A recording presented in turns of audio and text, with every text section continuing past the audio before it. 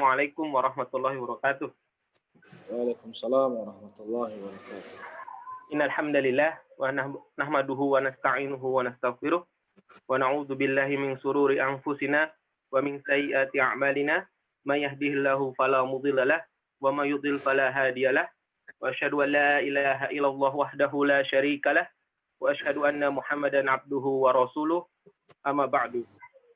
Ayyuhal muslimun, alhamdulillah kita sudah bisa berkumpul lagi hari ini untuk memulai kajian rutin bulan Ramadan 1441 Hijriah atau tahun 2020 Masehi.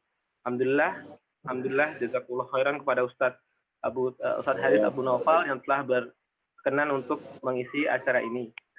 Dan sebagaimana kita ketahui bersama, materi kali ini adalah membahas mengenai akidah Islam dari 4 imam mazhab yang dikenal oleh kaum muslimin di seluruh dunia. Nah, harapan kita dengan mempelajari ini kita bisa semakin memantapkan diri, tahu dan mengamalkan apa itu akidah Islam dan bisa bermanfaat bagi kita sendiri, keluarga dan orang-orang di sekitar kita.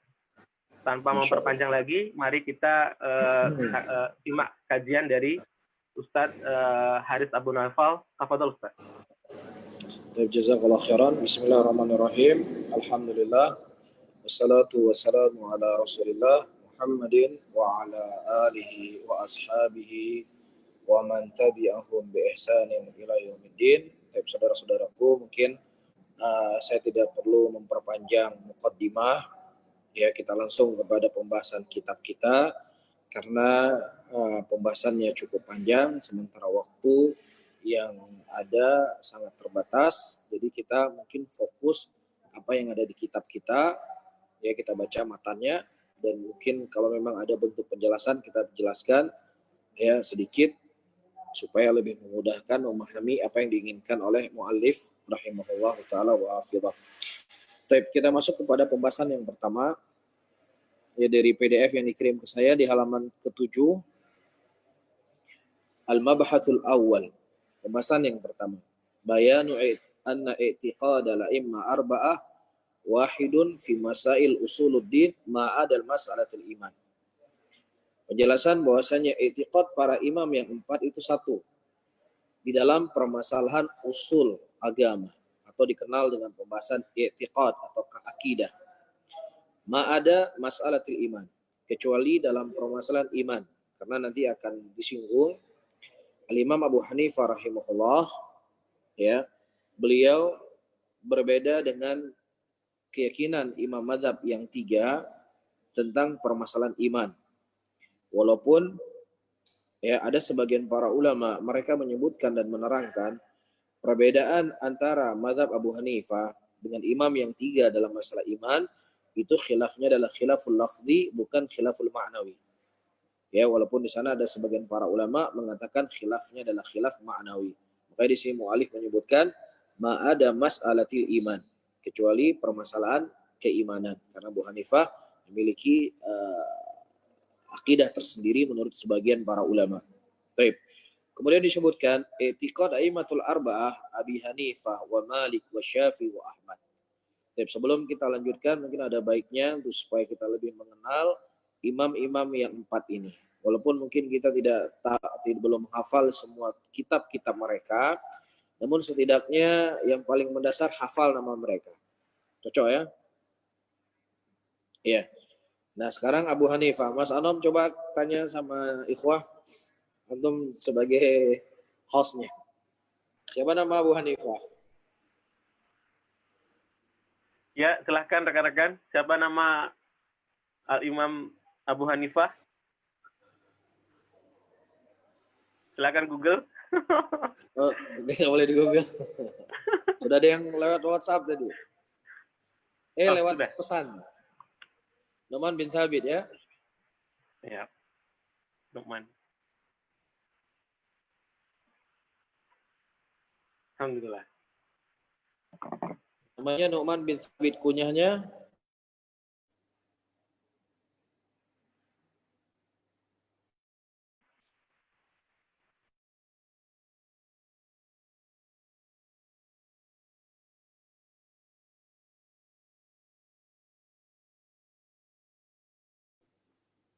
Terputus kayaknya, Ustaz.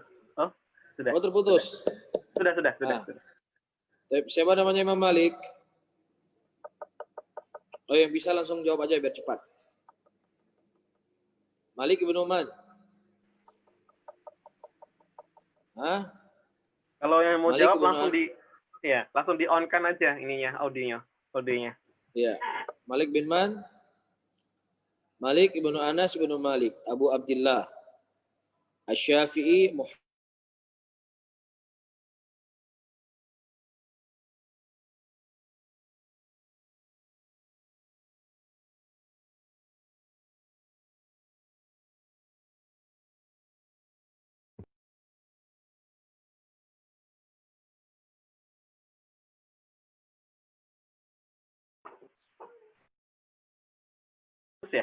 Terputus ya?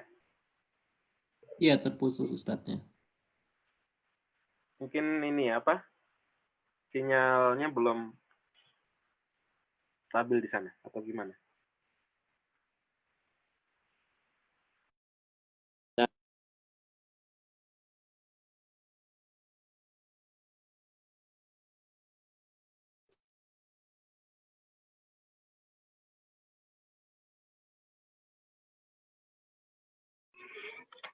Afwan Mas Anom. Kalau pas pertanyaan langsung pakai chat atau nunggu nanti setelah selesai gitu loh? Langsung aja jawab. Di chat aja mic-nya. Nggak usah diomongin aja, sampaikan aja. Iya. Jazakallah.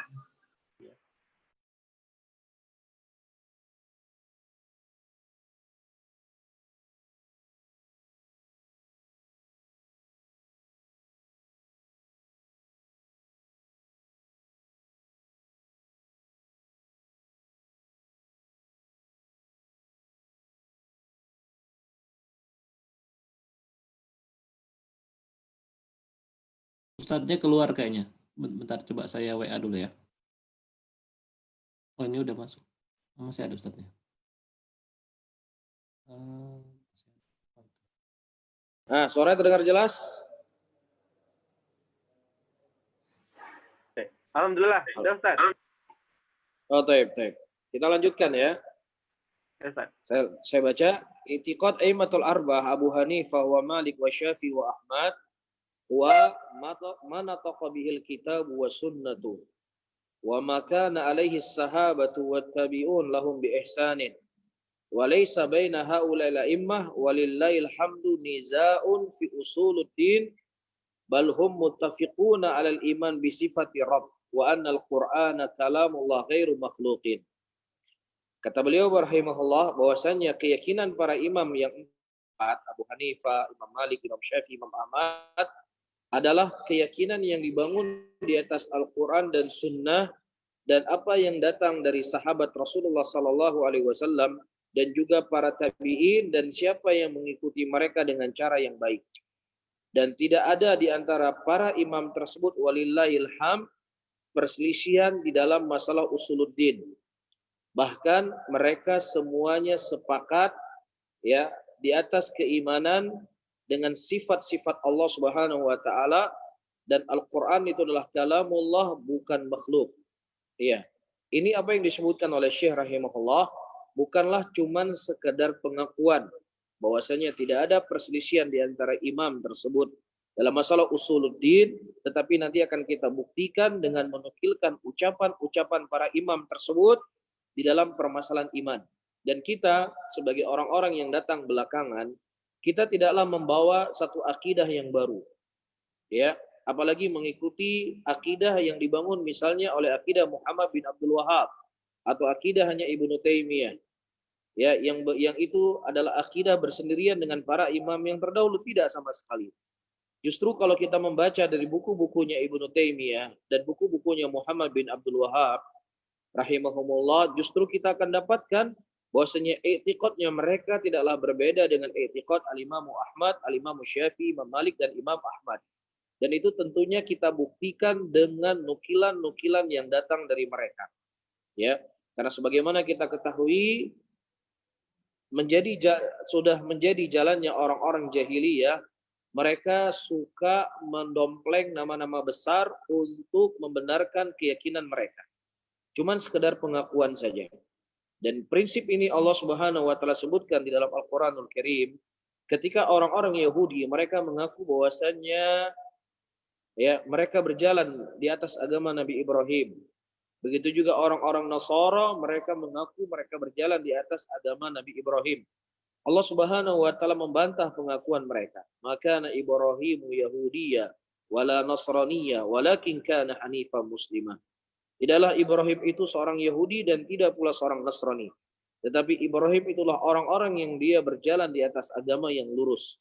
Dan ini ayyuhal ikhwah rahimani wa rahimakumullah, ya sebagaimana disebutkan oleh Syekh Muhammad bin Abdul Wahhab dalam kitab Masailul Jahiliyah, dari thariqahnya orang-orang ahlul batil, mereka suka mendompleng nama-nama besar. Sehingga ini sebagai bentuk hujjah kepada kita juga dan hujjah kepada mereka bahwasanya apa yang mereka jadikan pegangan dari imam-imam tersebut membutuhkan bukti dan dalil dari kitab-kitab mereka dan dari murid-murid mereka yang menukilkan ucapan-ucapan mereka dalam permasalahan iman dan i'tiqad.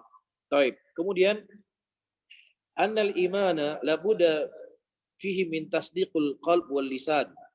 Dan mereka seluruh para imam meyakini bahwasanya iman itu harus dibenarkan di dalam hati dan diucapkan dengan lisan. Bal kanu yunkiruna ahlil kalam min Jahmiyah wa ghairihim mimman ta'atharu bil falasifa al-Yunaniyah wal madahib al-kalamiyah. Dan mereka para imam tidak hanya menjelaskan dan menerangkan kepada kita tentang i'tiqad yang benar, i'tiqad yang sahih yang diambil dari Al-Quran dan Sunnah, tetapi mereka juga mengingkari kepada ahlil kalam dari Jahmiyah dan siapa saja yang terpengaruh dengan falasifah al-Yunaniyah dan madahib al-kalamiyah. Oleh karena itu, ya, dari murid-murid al-Imam Syafi'i sendiri, kita mendapatkan penjelasan dan penerangan mereka, ya, membantah ahlul kalam yang ada di zaman mereka. Ya, di antaranya al-Imam Al-Sfaraini rahimahullah, seorang ulama Syafi'iyah, ketika tersebar keyakinan Asy'ariyah di zaman beliau, ya, dan kemudian keyakinan tersebut dinisbatkan kepada Imam Syafi'i rahimahullah, ya, dan setiap hari Jumat beliau berteriak di tempat kerumunan orang, ya, bahwasannya saya beriktikad dengan iktikad yang dibawa oleh Imam Ahmad rahimahullah, dan saya tidak berjalan seperti jalannya Al-Baqilani. Al-Baqilani adalah seorang ahli kalam yang dia mentakwil sifat dengan akalnya. Kemudian orang-orang bertanya, wahai Imam, sampai kapan engkau akan berteriak di depan manusia yang sangat banyak? Beliau berkata, aku berteriak sampai semua manusia mengetahui bahwasannya Al-Baqilani tidak berjalan di atas jalannya kamu. Tidak berjalan di atas akidahnya Syafi'i. Tidak berjalan di atas akidah murid-murid al-Imam Asy-Syafi'i rahimahullahu ta'ala. Jelas ya? Jadi waktu itu ada sebagian penuntut ilmu yang mereka belajar dengan murid-murid al-Imam Syafi'i al-Isfaraini rahimahullah, dan bersamaan dengan itu mereka juga hadir di majelisnya Al-Baqilani untuk mengambil akidah. Nah, ketika mereka pulang ke negeri-negeri mereka, mereka mengatakan bahwasanya ilmu yang mereka ambil dari Al-Baqilani ini adalah ilmu yang itu seakan-akan diambil dari murid-murid al-Imam Syafi'i. Makanya banyak di antara orang-orang yang bermadzhab Syafi'i secara fikih, mereka berakidah Asy'ariyah. Ini di antara sejarah yang disebutkan oleh para ulama. Iya, dan tentunya lagi-lagi saya ingatkan dan saya tekankan, kita tidaklah cuma sekedar pengakuan, tetapi kita ingin membaca dari referensi-referensi yang telah tertulis dan ternukilkan dari imam-imam madhab yang 4 tersebut. Siapa yang mereka sebenarnya berjalan di atas imam yang 4 tersebut, dan siapa di antara mereka yang hanya mengakui saja berjalan di atas imam 4 tersebut. Taib. Kemudian ya disebut di sini beliau menukilkan ucapan Syekhul Islam Ibnu Taimiyah rahimahullah, walakin min rahmatillahi bi ibadihi annal a'immatil ladzina lahum fil ummah lisan sidqil kal a'immatil arba'ah wa ghairihim kanu yunkiruna ala ahli al-kalam min al-jahmiyah qawlahum fil Qur'an wal iman bi sifati rabb wa kanu muttafiqina ala ma kana alaihi salaf min anna Allah yura fil akhirah wa anna al-Qur'ana kalamullah ghairu makhluqin wa anna al-imana la budda fihi min tasdiqil qalb wal lisan. Ya, disebutkan oleh Syekhul Islam rahimahullah.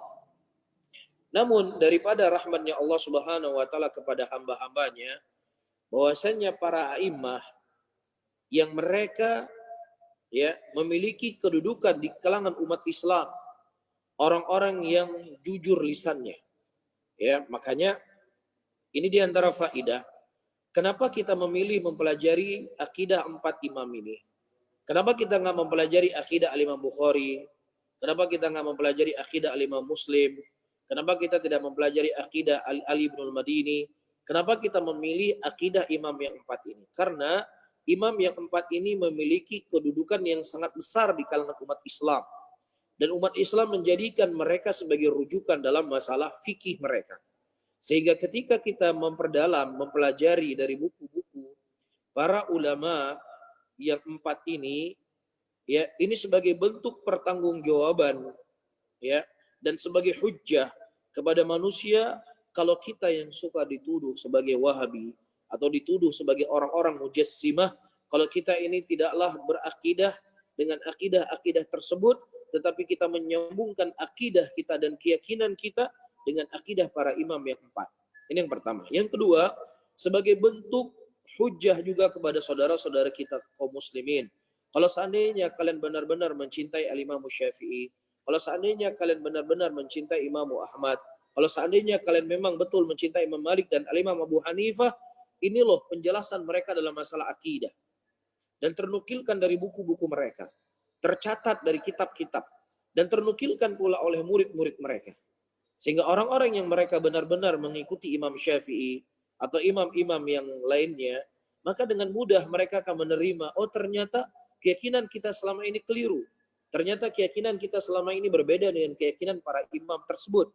Orang-orang yang mereka ingin cari kebenaran, insya Allah akan lebih mudah untuk menerima apabila itu datang dari imam-imam yang 4 tersebut.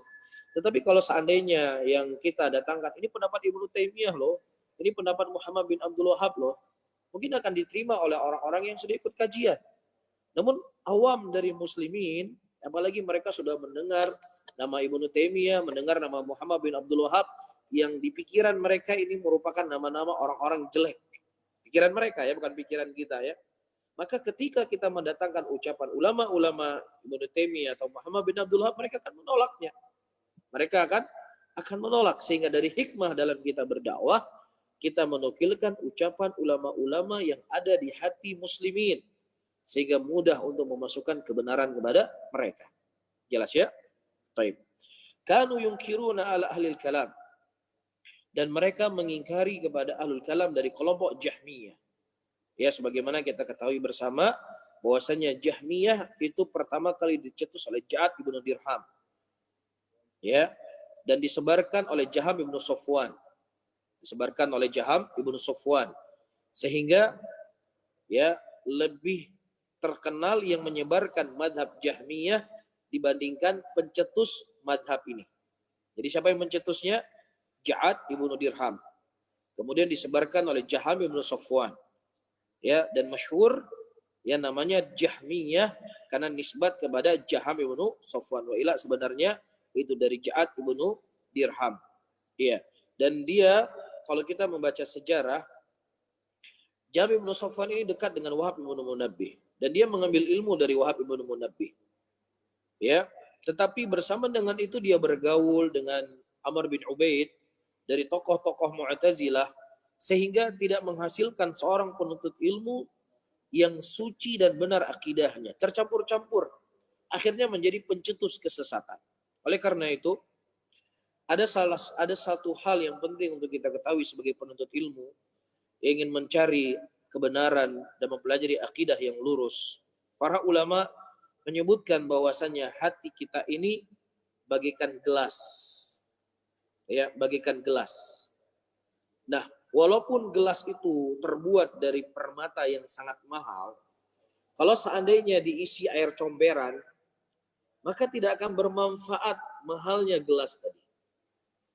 Atau sebaliknya, ya, sebaliknya ada gelas yang kotor, kemudian diisi air zam-zam. Gelasnya kotor, diisi air zam-zam. Juga ini tidak bermanfaat sama sekali. Ya, sehingga dibutuhkan di sini gelas yang bersih dan juga sesuatu yang dimasukkan ke dalam gelas itu juga harus bersih. Maksudnya apa? Maksudnya hati kita itu bagaikan gelas penampung. Nah, kalau seandainya hati kita ingin selalu bersih, maka masukkanlah juga sesuatu yang bersih-bersih. Tetapi kalau dimasukkan sesuatu yang kotor, nggak ada faidah kita selalu membersihkan hati, kemudian yang kita isi selalu kotor, selalu kotor, selalu kotor. Iya. Dan prinsip ini disebutkan oleh Nabi kita Muhammad SAW. Mungkin pernah saya sampaikan ketika kemarin kita kajian. Ya, Rasulullah SAW, beliau SAW melihat Umar bin Khattab memegang beberapa mushaf Taurat. Kemudian Rasulullah SAW menegur Umar bin Khattab. Dan beliau berkata, ya Umar, kalau seandainya Musa hidup di zamanku, maka wajib bagi dia mengikuti syariatku dan beriman kepadaku. Rasulullah ingin memberikan pesan kepada Umar bin Khattab, telah cukup bagi engkau Al-Quran. Ya, Taurat ini sudah dihapus hukumnya. Ya, sudah dihapus hukum-hukum yang ada dalam Taurat dengan Al-Quran. Perhatikan baik-baik. Umar bin Khattab tidak memegang kitab-kitab kekufuran. Tidak memegang kitab-kitab sesat. Tetapi beliau memegang kitab suci yang Allah turunkan kepada Nabi Musa alaihissalam. Tetapi ketika hukumnya itu sudah terhapus, maka sudah dihukumi sesuatu yang tidak ada. Dalam arti kata, ya sudah cukup bagi engkau menjadikan Al-Quran sebagai pegangan. Kenapa? Di sini Rasulullah sangat menjaga hati Umar bin Khattab dan juga pelajaran bagi kita semuanya. Jangan kita membaca dan menerima sesuatu yang terkadang bisa mengotori hati kita. Kita bisa bayangkan bagaimana kalau seandainya Rasulullah SAW ya melihat orang-orang membawa buku-buku kebid'ahan, buku-buku kekufuran, buku-buku kesyirikan yang jauh daripada kebenaran. Bagaimana sikap Nabi kita? Walaupun terkadang para hadirin, saudara-saudaraku, manhaj seperti ini dianggap sebagai manhaj yang ekstrim, manhaj yang kaku, namun demikianlah.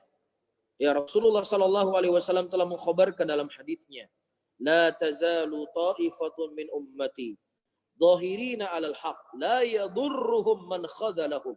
Perhatikan baik-baik. Kita berdoa dan memohon kepada Allah agar Allah Subhanahu wa taala menjadikan kita dari kelompok yang dikhabarkan oleh Nabi ini. Apa kelompok ini?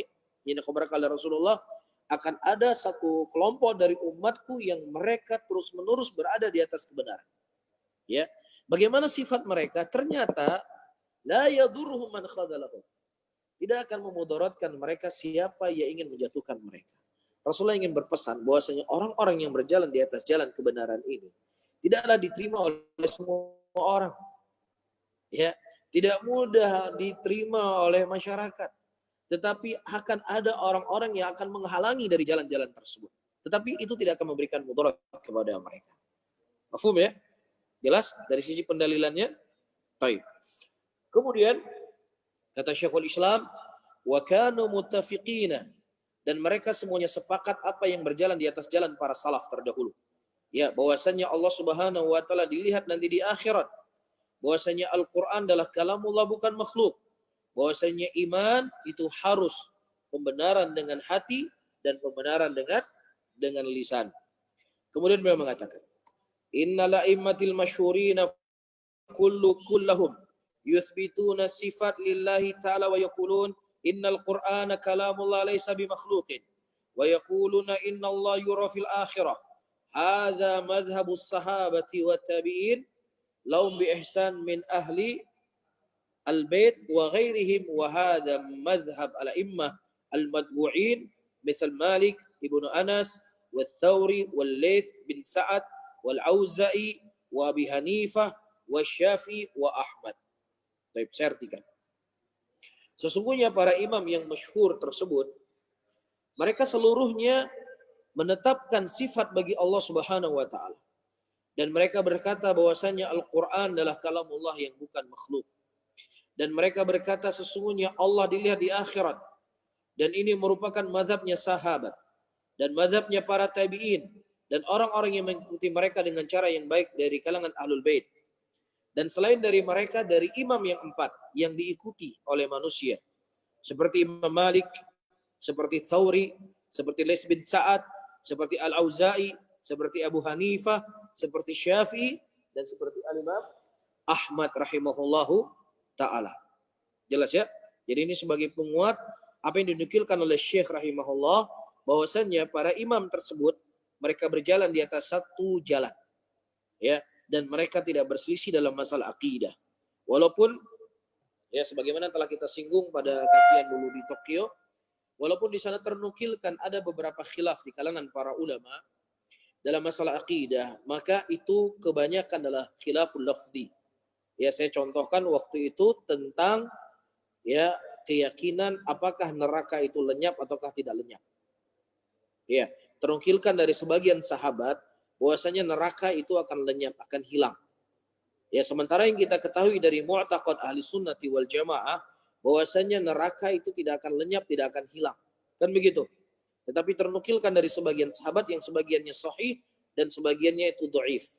Nah, para ulama mereka mengatakan maksud daripada ucapan sebagian sahabat bahwasanya neraka itu adalah lenyap, maksudnya adalah neraka bagi orang-orang mukminin. Ya, ketika semua orang-orang beriman diangkat dari neraka, ya, dan kemudian disembelih kibas di antara surga dengan neraka, dan siapa yang waktu itu berada dalam neraka dia kekal selama-lamanya. Ya, dan tidak ada dalam neraka kecuali orang-orang kafir, munafikin, dan semua orang-orang beriman sudah masuk dalam surga. Nah, binisbah ini neraka bagi orang-orang beriman sudah lenyap, sudah hilang, karena tidak ada lagi orang yang beriman. Namun neraka bagi orang-orang kafir itu tetap ada selama-lamanya. Sehingga ini yang saya sebutkan bahwasanya perselisihan yang terjadi di antara para imam, para salaf dalam masalah i'tiqad itu terkadang khilafnya adalah khilaf lafzi, bukan khilaf ma'nawi. Jelas ya? Baik. Kemudian ditanyakan kepada Syekhul Islam Ibnu Taimiyah rahimahullah tentang i'tiqad Asy-Syafi'i rahimahullah. Fa'ajaba biqaulih. Kemudian beliau menjawab. I'tiqadu Syafi'i rahimahullah wa i'tiqadu salafil ummah kamalik wa Thawri wal Auza'i wa Ibnu Mubarak wa Ahmad ibn Hanbal wa Ishaq bin Rahawayh wa i'tiqadul masyayikh al-muqtada bihim ka Fudail ibn Iyad wa Abi Sulaiman ad-Darini wa Sal ibn Abdullah Tasturi wa ghairihim fa innahu laysa baina haula al-a'immah wa amthalihim nizaa'un fi usuluddin wa kadzalika Abu Hanifah rahimahullah fa innal i'tiqadu thabit anhu fi at-tauhid wal qadar wa nahu dzalik muwafiqun li i'tiqadi haula wa i'tiqad haula wa ma kana alaihi sahabatu wa tabi'un lahum bi ihsanin wa man nataqa bihi al-kitab wa sunnah. Saya artikan. Syekhul Islam menjawab, i'tiqad Syafi'i rahimahullah dan i'tiqadnya para pendahulu dari para ulama seperti Imam Malik dan juga Thawri dan Auza'i dan juga Ibnu Mubarak dan Ahmad ibn Hanbal dan Ishaq bin Rahawayh itu sama dengan i'tiqadnya masyayikh yang diikuti seperti Fudail ibn Iyad, Abi Sulaiman ad-Darani, Salih ibn Abdullah at-Tasturi dan selain dari mereka, dan sesungguhnya semua ulama-ulama tersebut dan yang semisalnya mereka tidak ada perselisihan dalam masalah usuluddin. Mereka tidak berselisih dalam masalah i'tiqad. Demikian pula Abu Hanifah. Nah, kenapa Abu Hanifah diakhirkan penyebutannya? Ya, karena sebagaimana yang telah kita nukilkan di awal tadi, ada sedikit perselisihan di antara Abu Hanifah rahimahullah dengan para imam yang lain dalam memahami masalah iman, dalam masalah iman. Ya, nanti akan kita bahas apakah khilafnya itu khilaf lafzi atau khilafnya itu khilaf al-ma'nawi. Dan Syekhul Islam Ibnu Taimiyah menyebutkan di sini, dan demikian pula Abu Hanifah rahimahullah, maka i'tiqad yang sabit dari Abu Hanifah dalam masalah tauhid, dalam masalah qadar, masalah takdir, dan yang semisal dengannya itu sesuai dengan i'tiqad para imam-imam yang telah disebutkan di atas. Yang mana beliau berjalan di atas jalannya sahabat dan jalannya para tabi'un yang diikuti dengan cara yang baik, yaitu bersesuaian dengan apa yang datang dari Al-Quran dan sunnah dari Nabi Muhammad sallallahu alaihi salatu wassalam. Iya. Dan di antara ulama al-mutaakhirin yang menganggap bahwasannya perselisihan atau i'tiqad al-Imam Abu Hanifah tidak berbeda dengan i'tiqad para imam-imam yang lainnya. Di antaranya disebutkan masih di halaman ke-8 ya dari Al-Allamah Siddiq Hasan Khan rahimahullah. Beliau berkata, "Fa madhhabuna madhhabus salafi itsbatun bila tashbih wa tanzihun bila ta'til." Tapi perhatikan baik-baik. Siddiq Hasan Khan adalah seorang ulama dari India. Ya, atau di Pakistan. Kita ketahui bahwasanya India, Pakistan atau Afghanistan, mereka mazhabnya apa? Hanafi. Mazhab mereka apa? Hanafi. Ya. Nah, disebut oleh Siddiq Hasan Khan rahimahullah, fa madhhabuna, mazhabnya beliau apa? Hanafi dalam fikih. Ya. Madhhabus salafi. Ya. Madhabnya adalah madhabnya salaf. Apa itu? Itsbatun bila tashbih. Kita menetapkan nama bagi Allah. Kita menetapkan sifat bagi Allah. Kita mengatakan Allah punya tangan. Iya, Allah punya tangan. Bila tashbih, tetapi kita tidak menyerupai tangan Allah sama dengan tangan makhluknya. Jelas di sini? Ini maksudnya itsbat bila tashbih. Kita menetapkan Allah turun. Maka turunnya Allah beda dengan turunnya makhluk. Kita katakan Allah beristiwa di atas arasy. Ya, tetapi istiwanya Allah tidak sama dengan istiwanya makhluk. Itu maksudnya itsbat bila tashbih. Ini akidahnya Ahlussunnah. Dan ini akidah yang antum pelajari dari ustadz-ustadz antum. Ya, orang-orang yang mereka berjalan di atas jalan salaf, siapapun ustadznya, mau dari Aceh, mau dari Jawa, mau dari Kalimantan, mau dari Sulawesi, ya, maka antum akan dapatkan akidah yang diajarkan kepada antum adalah akidah yang sama. Ya, itsbatun bila tashbih wa tanzihun bila ta'til. Apa maksudnya? Tanzih yaitu mensucikan Allah. Tetapi mensucikan Allah bukan dengan cara kita mentaktil sifat. Sebagaimana jalannya Ahlul Kalam. Ahlul Kalam mengatakan Allah Subhanahu wa taala tidak beristiwa. Kalau kita tanya, kenapa kamu tidak menetapkan istiwa bagi Allah? Katanya, jangan sampai Allah Subhanahu wa taala nanti sama dengan makhluknya. Kalau kita katakan Allah beristiwa, nanti Allah butuh kepada arasy. Arasy itu berlebih besar daripada Allah. Dan ini nggak mungkin. Tujuannya baik untuk mensucikan Allah. Tetapi caranya dengan mereka mentaktil. Oh, nggak ada sifat istiwa. Yang ada adalah menguasai. Jelas? Ya. Atau mereka mengatakan, ketika dikhabarkan dalam Al-Quran, Allah punya tangan. Ya. Mereka mengatakan kita harus mensucikan tangan dari Allah. Bagaimana cara mereka mensucikan? Oh, bukan tangan. Ini maksudnya adalah kekuatan. Itu maksudnya mereka mentazih dengan cara ta'til. Adapun Ahlussunnah, mereka mensucikan Allah tetapi dengan tidak ta'til. Kita katakan Allah punya tangan. Karena Allah khabarkan dalam Al-Quran Allah punya tangan. Rasul khabarkan Allah punya tangan dalam hadis-hadisnya. Tetapi kita tidak menta'til. Oh, bukan tangan maksudnya. Tetapi adalah kekuatan. Tidak. Tapi kita katakan tangan Allah sesuai dengan keagungan dan kebesaran Allah yang tidak sama dengan tangan makhluknya. Jelas? Ini maksudnya tanzihun bila ta'til. Jelas? Kita katakan Allah beristiwa. Iya, Allah beristiwa di atas arasy-Nya. Tetapi istiwanya Allah berbeda dengan istiwanya makhluk. Kalau makhluk membutuhkan tempat, kalau Allah tidak butuh kepada tempat. Kalau makhluk dilingkupi oleh tempat ketika dia bertempat, adapun Allah yang menguasai arasy-Nya tersebut. Dan arasy itu tidak meliputi Allah karena Allah itu akbar. Jelas ya? Kalimat ini kalimat penting, perlu untuk saya pertekankan. Itsbatun bila tashbih wa tanzihun bila ta'til. Mafhum ya? Baik. Wa huwa madhhab a'immatil Islam. Dan ini merupakan madhabnya a'immatul Islam. Seperti Imam Malik, seperti Syafi'i, seperti Thawri, seperti Mubarak, dan juga seperti Imam Ahmad. Wa ghairihim. Dan selain dari mereka, fa innahu laisa baina haulal a'immah, dan sesungguhnya di antara para imam tersebut tidaklah mereka berselisih dalam usuluddin. Wa kadzalika Abu Hanifah, demikian pula Abu Hanifah radhiyallahu taala anhu.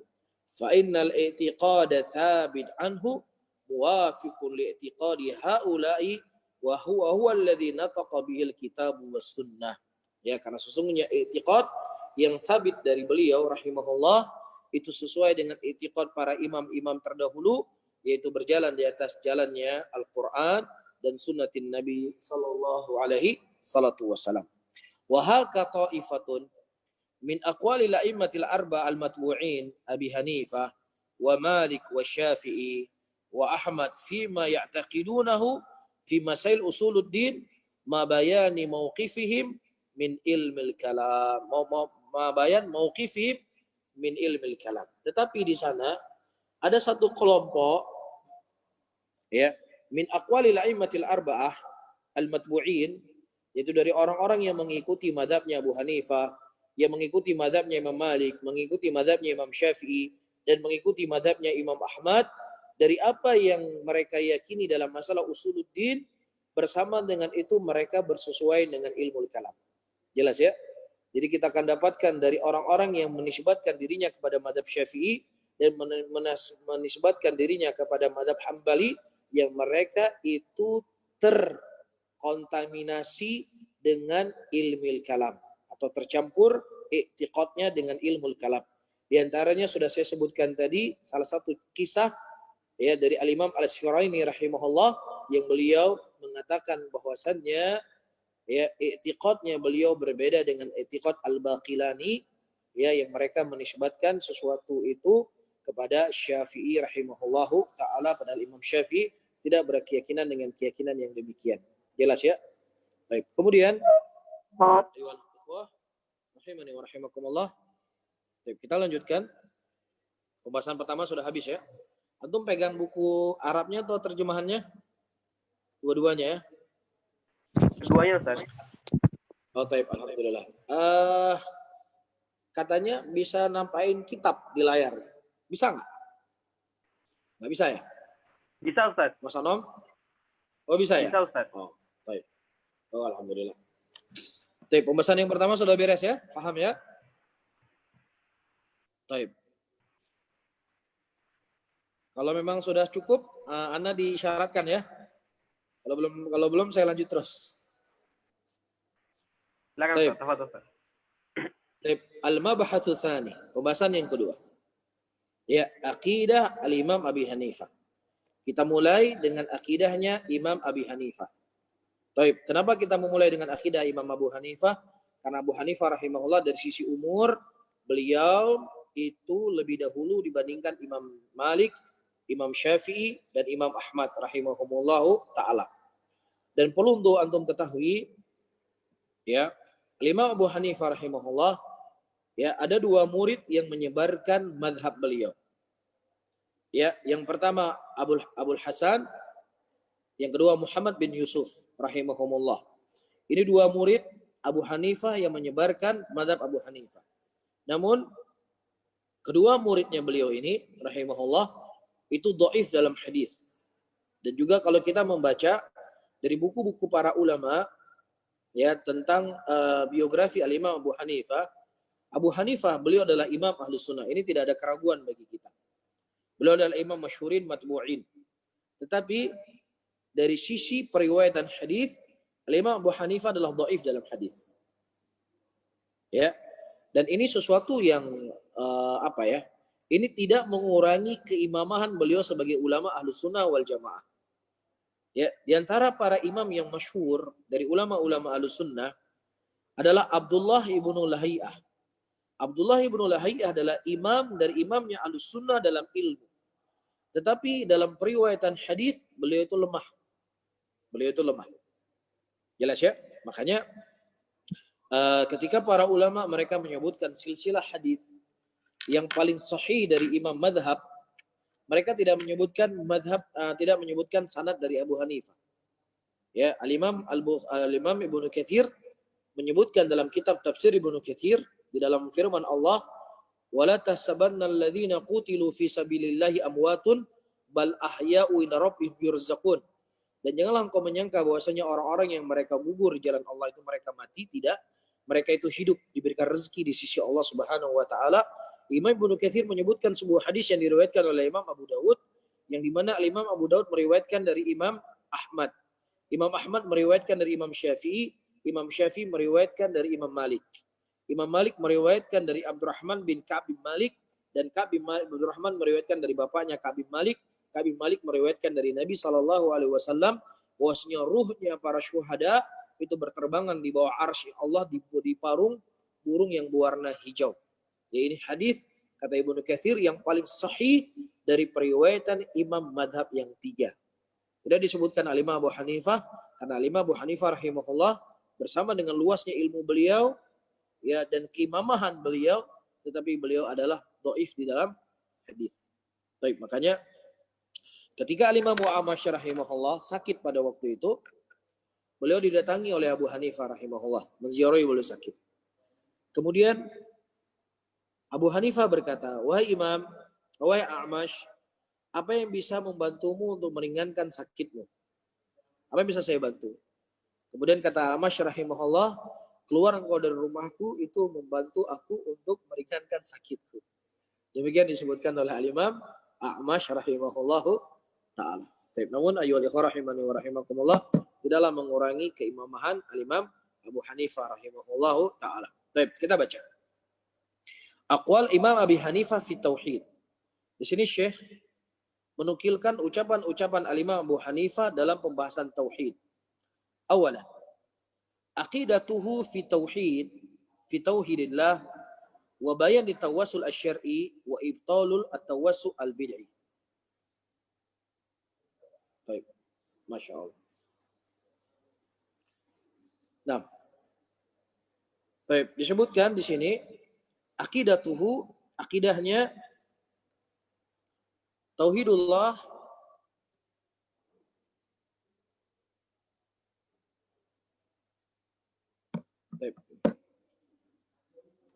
aqidatuhu, akidahnya Abu Hanifah fi tauhidillah, dalam permasalahan tauhid, wa bayanu tawassul asy-syar'i, dan penjelasan tentang tawassul yang syar'i. Ya, dan beliau menganggap batil tawassunya seseorang di dalam permasalahan amalan sehingga terjatuh ke dalam kebidahan. Baik, disebutkan oleh Abu Hanifah rahimahullah di sini kalau kita melihat catatan kaki itu dalam kitab Ad-Darul Mukhtar Mahasyiyah Ar-Rad 'alal Muhtar di jilid yang ke-6 di halaman 396 sampai 397.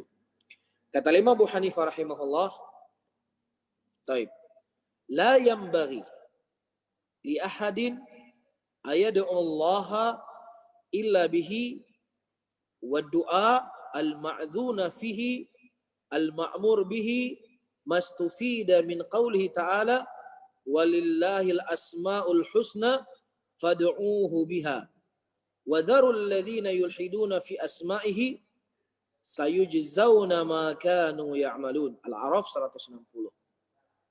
Abu Hanifah berkata, la yanbaghi li ahadin, tidak pantas bagi seorang pun ayad'u Allah, untuk dia berdoa kepada Allah, illa bihi wa du'a al-ma'dzun fihi, kecuali dengan doa-doa yang diizinkan untuk kita berdoa.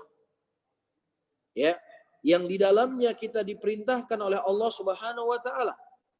Apa yang bisa kita petik dari firman Allah, walillahil asmaul husna, dan bagi Allah ada nama-nama yang baik, nama-nama yang indah, fad'uuhu biha, maka berdoalah kamu kepada Allah dengan nama-nama tersebut. Perhatikan baik-baik. Abu Hanifah, Al-Imam Abu Hanifah rahimahullah, di sini beliau menggunakan kalimat al-istitsna. La yanbaghi li ahadin ayad'u Allah, tidak pantas bagi seseorang berdoa kepada Allah kecuali. Ya. Nah, seseorang boleh dia berdoa kepada Allah tetapi dengan cara yang itu dibolehkan, dibenarkan dalam syariat. Nah, ketika seseorang berdoa dengan sesuatu yang tidak dibenarkan dalam syariat, maka itu adalah doa yang salah. Nah, di mana kita bisa mengambil doa-doa yang itu adalah doa yang dibolehkan dalam syariat? Tentunya kita ambil dari Al-Quran dan hadis Rasulullah Sallallahu Alaihi Wasallam. Iya. Dan di antara doa yang kita boleh berdoa dengannya, bahkan kita diperintahkan untuk berdoa dengannya, yaitu berdoa dengan nama-nama Allah Subhanahu wa taala. Ini dalil ini ucapan yang pertama. Qala Abu Hanifah, yang kedua. Perhatikan baik-baik. Yukrah ayyaqul ad-da'i as'aluka bihaqqi fulan wa bihaqqi anbiya'ik wa rasulik wa bihaqqil baitil haram wa masy'aril haram. Yukrah, kita ketahui bahwasannya kalimat kariha ya dengan fi'il madinya, fi'il mudhari'nya yukrah ya, di kalangan para ulama ulama mutaqaddimin itu diinginkan adalah haram. Ya, berbeda dengan makruh yang difahami oleh ulama al-mutaakhirin. Ulama mutaakhirin mereka mengatakan bahwasannya makruh ya dikenal dengan makruh tanzih, dikerjakan tidak berdosa. Ya, namun makruh benci di kalangan para ulama al-mutaqaddimin itu diinginkan adalah haram hukumnya. Ya. Jadi haram seseorang berdoa dengan dia berkata as'aluka. Aku meminta kepadamu ya Allah dengan haknya si fulan. Aku meminta kepadamu ya Allah dengan haknya nabi-nabi engkau. Aku meminta kepadamu ya Allah dengan hak rasul-rasulnya engkau. Aku meminta kepadamu ya Allah dengan kemuliaan Baitul Haram. Aku meminta kepadamu ya Allah dengan kemuliaan Masyaril Haram. Perhatikan baik-baik. Ya. Al-Imam Abu Hanifah rahimahullah di sini menyebutkan seseorang berdoa kepada Allah. Tetapi dia bertawassul dengan kemuliaan para nabi. Dengan kemuliaan para rasul. Dengan kemuliaan Baitul Haram. Apa hukumnya? Haram. Padahal dia berdoa sama Allah, tetapi bertawassul dengan tawassul yang tidak disyariatkan Allah. Nah, bagaimana lagi kalau seandainya seseorang berdoa meminta kepada kubur? Ya Mbah Fulan, bantulah saya. Ya Mbah Alan, tolonglah saya. Ya Mbah Fulan, berikanlah kepada saya anak. Ya, wahai Nyai Loro Kidul, jauhkanlah kepada kami bala. Hilangkan virus-virus ini dari kami. Subhanallah. Ya, bagaimana kira-kira tanggapan Abu Hanifah rahimahullah kalau seandainya seseorang berdoa kepada makhluk? Di sini beliau mengatakan haramnya seseorang berdoa kepada Allah tetapi menggunakan tawasul siapa? Para nabi dan para rasul. Para hadirin, saudara-saudaraku muslimin dan muslimin yang dimuliakan oleh Allah. Ketika kita menyampaikan hal-hal yang seperti ini di tengah-tengah muslimin, kita selalu akan dicap sebagai orang-orang yang membenci para nabi. Akan dicap sebagai orang-orang yang benci dengan para rasul. Akan dicap selalu menyalah-nyalahkan amalan muslimin. Dia tok yang paling benar. Ya, ini semakin menambah ya keghurabaannya orang-orang yang mereka berpegang teguh di atas Al-Quran, di atas sunnah. Kita tidaklah mengatakan sesuatu apa yang ada di benak kita. Kita tidak mengatakan sesuatu apa yang di kepala kita. Tetapi kita mengucapkan sesuatu apa yang memang itu ternukilkan dari Al-Quran dan Sunnah dan apa yang telah datang dari para ulama-ulama kita. Dan kita menjelaskan dan menerangkan ini kepada muslimin sebagai bentuk kasih sayang kita kepada muslimin. Jangan sampai mereka terjerumus kepada hal-hal yang diharamkan oleh Allah. Sehingga tidaklah kami mendatangkan sesuatu dari ucapan ataukah keyakinan yang itu datang dari kami sendiri. Dan kalau seandainya itu ucapan yang datang dari kami sendiri, yang tidak berdasarkan kepada Al-Quran dan Sunnah, dan tidak datang dari para imam yang terdahulu, jangan kalian ambil, bahkan kita katakan haram kalian mengambil ucapan kita yang tidak berdasarkan kepada Al-Quran, buang jauh-jauh. Tapi ambillah apa yang datang dari para imam-imam kita semuanya. Bagaimana mereka mengharamkan seseorang berdoa, bertawassul dengan kemuliaan para nabi dan kemuliaan para rasul. Jelas ya? Baik. Kemudian disebutkan oleh Abu Hanifah juga rahimahullah, ya, la yanbaghi li ahadin ayad'u Allah illa bihi wa aqra ay yaqul bi ma'aqidil izz min irshik aw bi haqqi khalqik. Dan juga tidak sepantasnya Ya, seseorang berdoa kepada Allah, ya, dan illa bihi, kecuali bihi, yaitu dengan Allah, maksudnya dengan syariat yang dibenarkan. Wa akrah ay yaqul bima'aqid al-izz min irsyik. Dan aku benci untuk seseorang berkata, ya Allah, aku meminta kepadamu bimaqa'id al-izz min irsyik, yaitu dari kemuliaan arasy-Mu ya Allah, atau dari kemuliaan makhluk-Mu ya Allah. Ya, itu dilarang. Dan dalam kitab Fadailil Amal, kenapa saya menyebutkan kitab Fadailil Amal? Kitab Fadailil Amal yang ditulis oleh Maulana Ilyas, pendiri Jamaatul Tabligh, ya. Karena mereka mengaku bermadzhab Hanafi. Kan begitu? Mereka mengaku bermadzhab Hanafi. Karena mereka berasal dari India dan seterusnya. Di dalam kitab Fadailil Amal di situ ditulis sebuah hadis di mana Rasulullah sallallahu alaihi wasallam, atau di mana Nabi Adam alaihissalam, ketika beliau dikeluarkan dari surga, ya, oleh Allah Subhanahu wa taala, kemudian beliau berdoa kepada Allah Subhanahu wa taala dengan nama Nabi Muhammad sallallahu alaihi wasallam. Beliau memohon ampun kepada Allah, bertawassul dengan kemuliaan nama Rasulullah sallallahu alaihi wasallam. Ya, ini hadislah hadis yang palsu.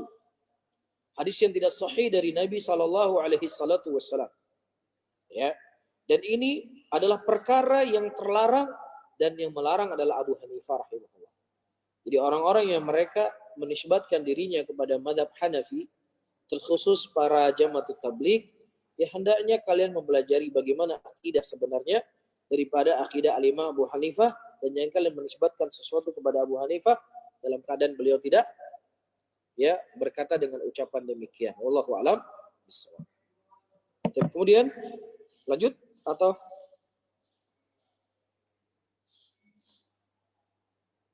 Taib. Kemudian ucapan yang ketiga sudah kita baca.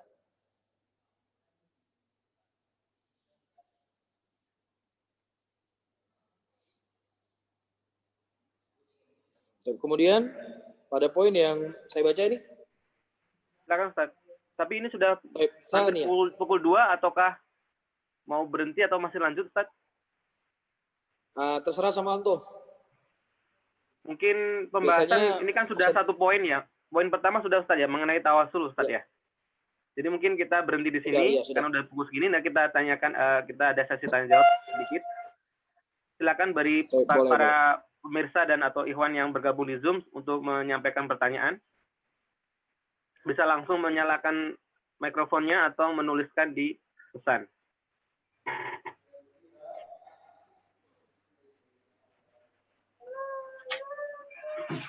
Afwan Ustaz, saya ada pertanyaan Ustaz. Nah, terkait dengan ini Ustaz, akidah Imam Syafi'i kan kita tahu bahwa ya di Indonesia itu banyak mazhab Syafi'i, dan ketika dulu ada pelajaran-pelajaran itu kita diberitahu akidahnya Imam Baqillani, Imam Haramain, Imam Juwaini, Imam dan seterusnya gitu Ustaz. Dan beliau-beliau ini ma'ruf sering berkutat ke ilmu kalam Ustaz. Apakah ada murid-murid Imam Syafi'i yang dari Imam Syafi'i sendiri sampai sekarang itu dia memang akidahnya dari Imam Syafi'i betul gitu Ustaz? Dan apakah akan nanti dibahas seperti itu? Seperti itu kita jazakallah khairan. baik, Masya Allah, jazakallah khairan. Dan kita kebetulan oh ya. Ini kameranya Ustadz bukan ke wajah Ustadz, bisa diganti mungkin. Kamera depan. Oh Ustadz. gitu. Oh ya, tahu. Nah, sudah. Ya. Ya. Baik, pertama, ya kebetulan kita di Aceh juga sedang membaca silsilah ya dari I'tiqadus Syafi'iyah. Dari buku-buku kitab-kitab Al-Imam Syafi'i atau murid-murid Imam Syafi'i rahimahullah. Banyak sekali murid-murid Al-Imam Syafi'i yang mereka menukilkan dari Imam Syafi'i atau dari murid-murid Imam Syafi'i dari i'tiqad beliau. Di antaranya adalah Syarhus Sunnah lil Muzani rahimahullah. Ya, dan sempat kita baca kemarin waktu kita di Tokyo, tapi walaupun belum tidak selesai, ya, dan kita sudah menyebutkan di awal muqaddimah yang ditulis oleh Syekh Abdul Razak, beliau menukilkan semua murid-murid Al-Imam Syafi'i yang mereka menulis kitab dan menukilkan ucapan-ucapan dari Al-Imam Syafi'i. Ya, di antaranya Al-Imam Al-Muzani, beliau menulis kitab Syarhus Sunnah, ya, dan juga ada Al-Imam Humaidi, beliau juga menulis kitab Usulus Sunnah lil Humaidi, ini sedang kita baca dan mungkin bisa kalau memang ada kesempatan bisa diikuti di live-nya Media Sunnah Aceh. Ini di antara murid-murid Imam Syafi'i. Ya, dan ulama-ulama yang lainnya, ya, yang insya Allah mungkin akan menjadi terus pembahasan kita agar kita, ya, tidak hanya sekedar mengaku sebagai pengikut Imam Syafi'i, ya, dalam masalah fikih, tapi kita juga ingin mengambil akidah Imam Syafi'i, ya, di dalam masalah usuluddin. Nah, mungkin penanya tadi bisa, siapa tadi yang tanya? Mas Hana. Hana Ustaz. Oh, Masya Allah. Iya, Hana ya. Nanti Hana bisa, ada buku Syekh Abdul Razak, sangat bagus sekali. Syarah Usul Sunnah lil Muzani.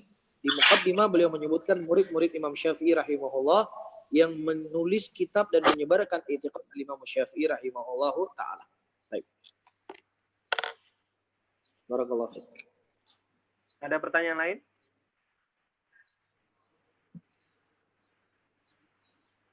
Ingin tanya Ustadz. Nah, Ini Alfian Ustadz. ini Alfian ya? Iya. Oh, Masya Allah. Bagaimana Alfian? Nah, dan tadi yang penjelasan Ustadz kalau di ulama mutaqaddimin itu ketika mereka berkata yakrohu segala macam itu berarti maksudnya itu haram gitu Ustadz. Ya, Lalu hukum asalnya haram. Lalu apa yang mereka ucapkan ketika mereka berkata yang makruh itu Ustaz, misalkan makruh yang sekarang Ustaz, apakah ulama terdahulu perkataan itu sendiri untuk hal-hal makruh itu? Baik, jadi saya ulangi pertanyaan, ya, ulama al-mutaqaddimin ketika mereka menyebutkan makruh itu secara hukum asal diinginkan adalah haram, ya. Nah, apa istilah mereka makruh yang diinginkan dengan makruh tanzih? Ya, wallahu alam bishawab. Mungkin saya tidak bisa menjawab sekarang. Ya, mungkin saya akan melihat, membaca dulu, atau mungkin ada ikhwah yang bisa memberikan faidah. Apakah ada istilah khusus yang dibaca oleh para ulama al-mutaqaddimin ketika mereka memaksudkan makruhnya adalah makruh tanzih? Ya Allah alam, saya belum bisa jawab sekarang. Mungkin yang lain bisa memberikan faidah.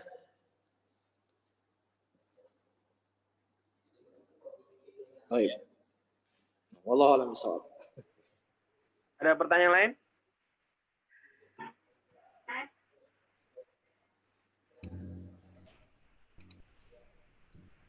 Apa Ustadz, ini Wahyu dari Jepang juga Ustadz. Tadi saya ketinggalan sedikit, konfirmasi saja. Tadi disebutkan latar belakang Jaham bin Sofwan. Nah, dia berteman dengan Amr bin Ubaid, tapi juga mengambil ilmu. Nah, tadi mengambil ilmu dari siapa Ustadz? Saya ketinggalan mencatat. Dari Wahab ibnu Munabbih. Oh, bagus. Jazakumullah khairan. Seorang imam mutabi'in. Baik, barakallahu fiik.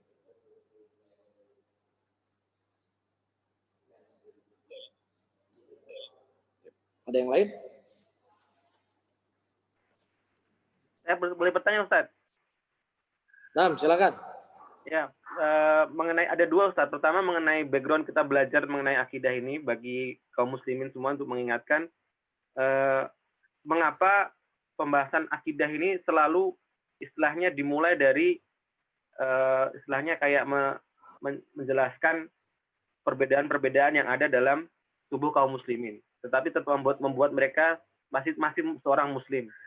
Jadi apakah batasan perbedaan akidah ini bisa membuat seorang itu keluar dari Islam atau tidak, Ustaz? Dan kenapa sih kita harus benar-benar paham betul dengan akidah Islam ini? Jangan sampai kita memilih akidah yang salah. Apakah bisa mengeluarkan kita dari Islam atau bagaimana, Ustaz? Yang kedua, mengenai kitab-kitab ulama yang dijadikan dasar oleh orang-orang yang menyimpang pemahamannya.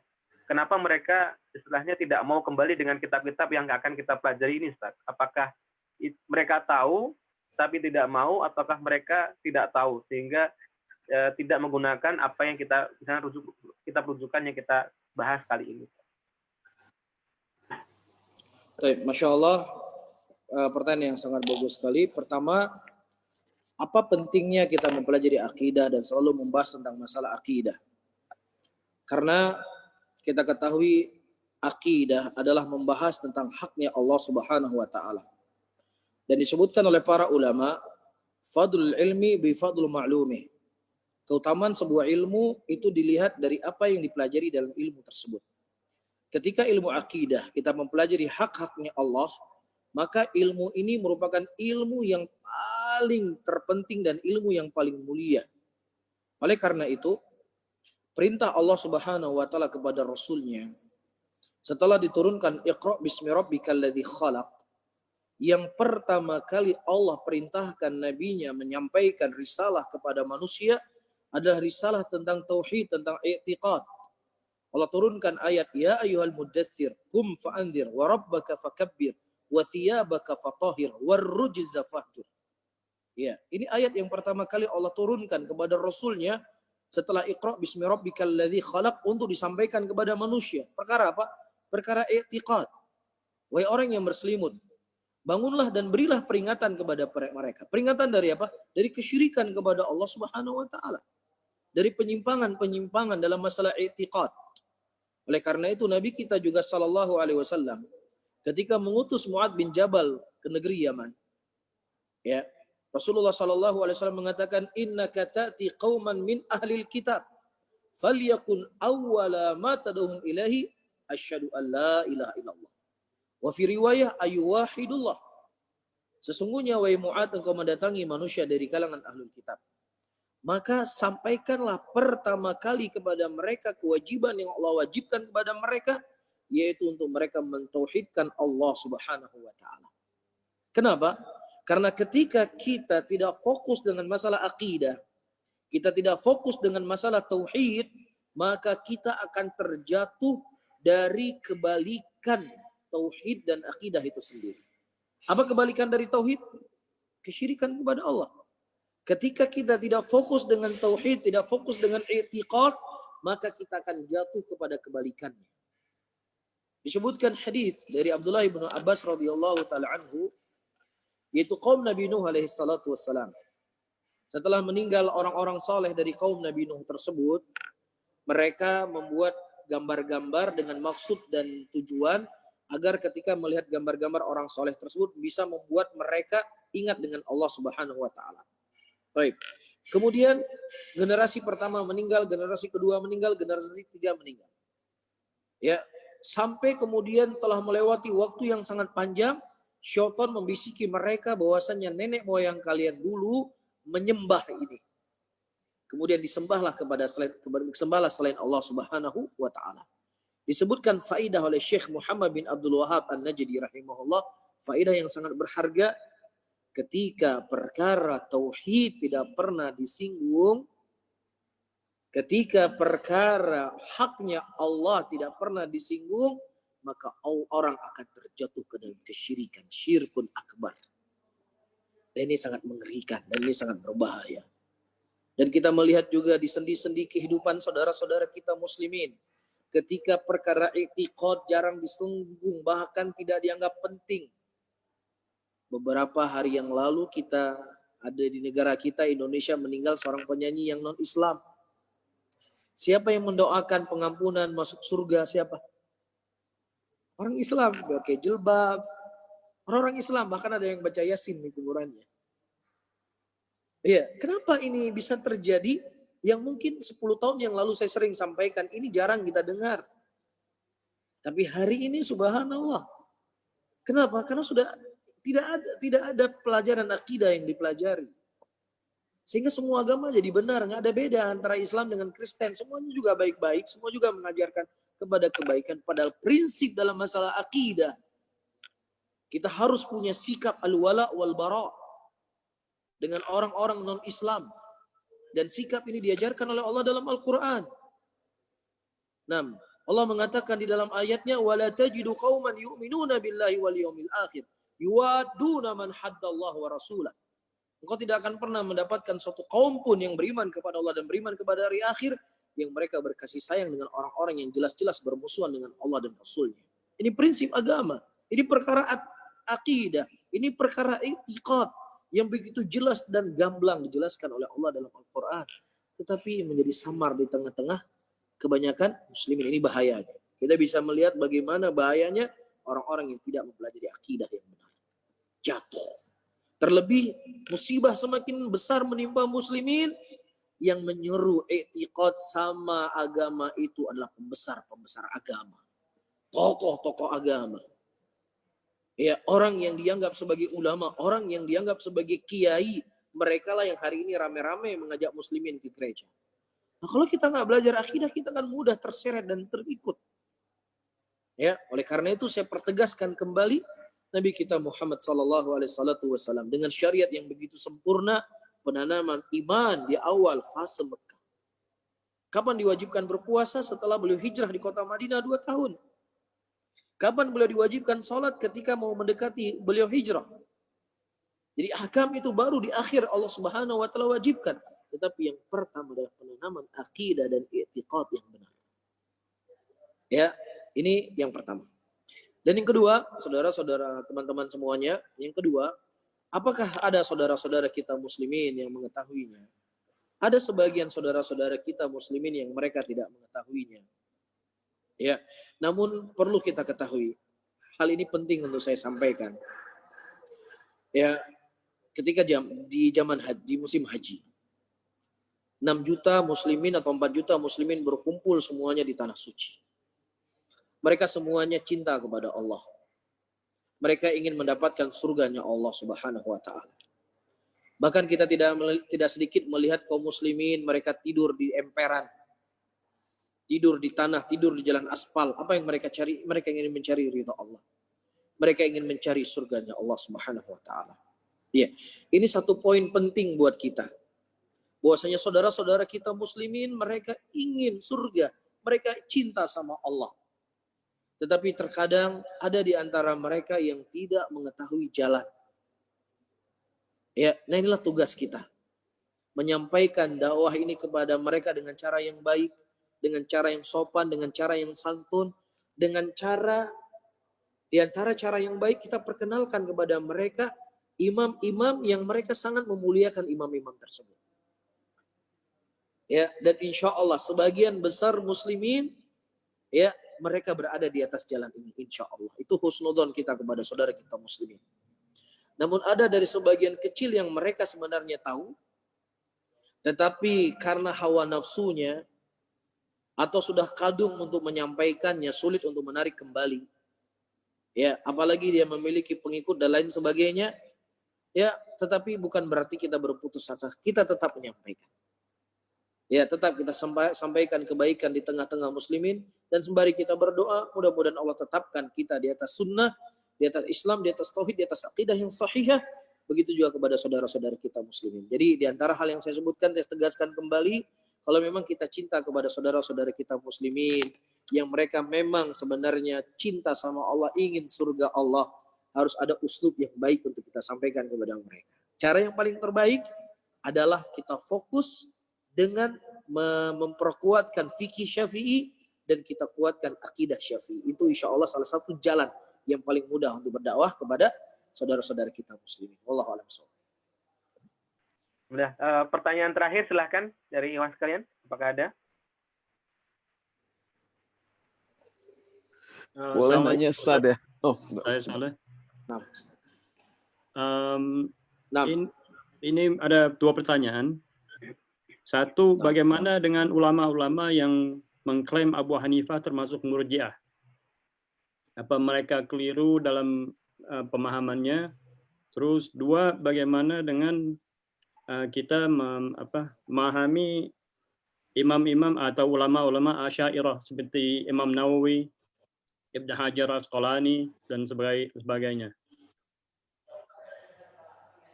Baik, yang pertama, insya Allah mungkin nanti akan jadi pembahasan kita. Al-Imam Abu Hanifah rahimahullah, di dalam permasalahan iman, apakah khilaf yang terjadi di antara Abu Hanifah rahimahullah itu adalah khilaful lafzi ataukah khilaful ma'nawi. Ya.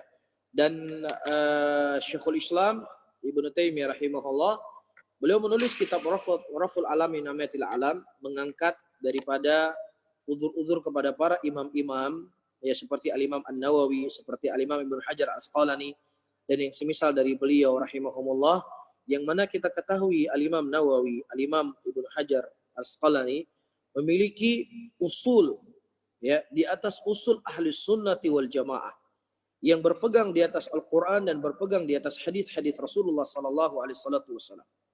Dan ada di antara para imam-imam tersebut, tentunya bukan kita sebagai penuntut ilmu, tidak akan mungkin kita sebagai penuntut ilmu menyalahkan orang sekaliber Al-Imam Nawawi, sekaliber Al-Hafidh Ibnu Hajar. Ini sesuatu yang tidak mungkin.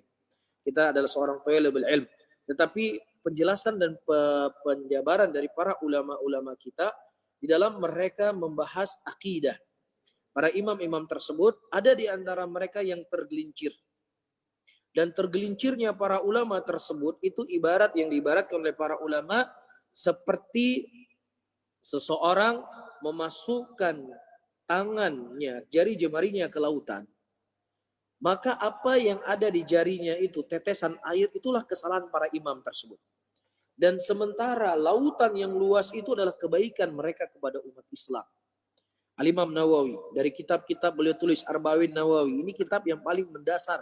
Hampir semua muslimin di dunia, terkhusus para penuntut ilmu, mereka menghafal Arba'in Nawawi. Semua cinta dengan apa yang ditulis oleh Al-Imam An-Nawawi rahimahullah.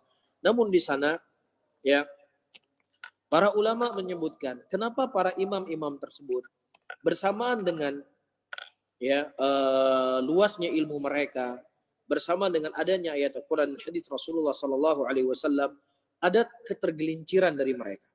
Ya, di antara sebabnya, ayyuhal ikhwah rahimani wa rahimakumullah, disebutkan oleh Al-Imam Asy-Syafi'i rahimahullah, tidak akan mungkin bagi seseorang terkumpul baginya seluruh ilmu. Tidak mungkin.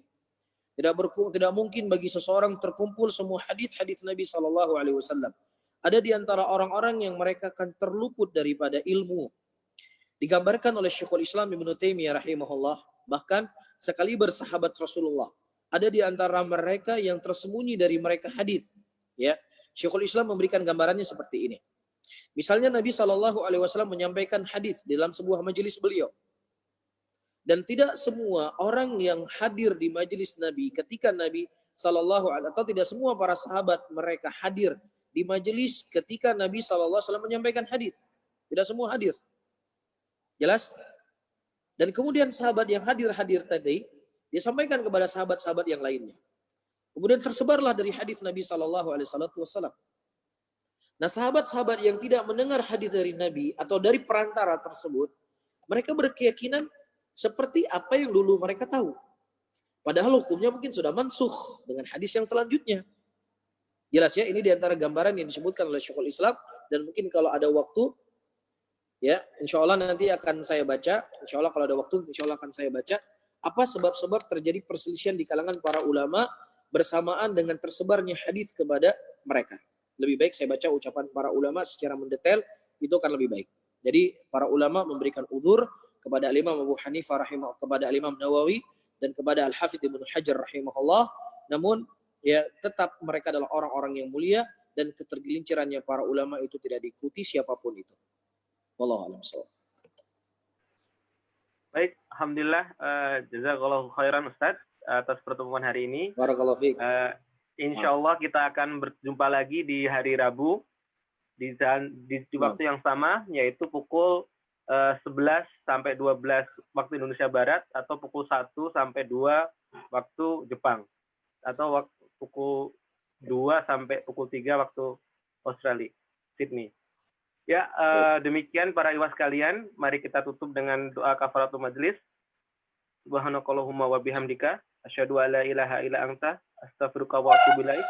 Assalamualaikum warahmatullahi wabarakatuh. Waalaikumsalam. Waalaikumsalam warahmatullahi Barakallahu fiik. Assalamualaikum. Terima kasih Ustaz. Jazakallahu khairan Ustaz. wabarakatuh. Ya, barakallahu fiik.